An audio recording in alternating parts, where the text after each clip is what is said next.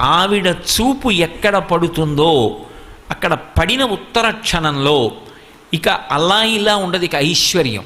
అది ఉత్సాహం కానివ్వండి, సంతోషం కానివ్వండి, పూనిక కానివ్వండి, అక్కడ ఉండేటటువంటి సంపద కానివ్వండి, అవన్నీ కూడా అంత పుష్కళత్వాన్ని పొందుతాయి, అంత సంతోషంగా ఉంటుంది.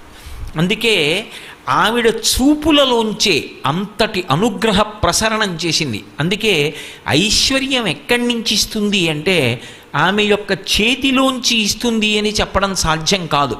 అందుకే లక్ష్మీ కటాక్షము అంటూ ఉంటారు. ఆవిడ చూపు పడితే చాలు, ఒక్కసారి అలా ప్రసన్నంగా చూసిందా, ఇక అక్కడ ఎంత ఐశ్వర్యం ఏర్పడుతుంది అనేటటువంటి దాని గురించి చెప్పడం ఎవరికీ సాధ్యం కాదు. అయితే మీరు ఒక్క విషయం జ్ఞాపకం పెట్టుకోవాలి, నేను ఐశ్వర్యము ఐశ్వర్యము ఐశ్వర్యము అన్న మాట వాడుతున్నప్పుడు కేవలము నేను సంపద గురించి మాట్లాడుతున్నాను అని మీరు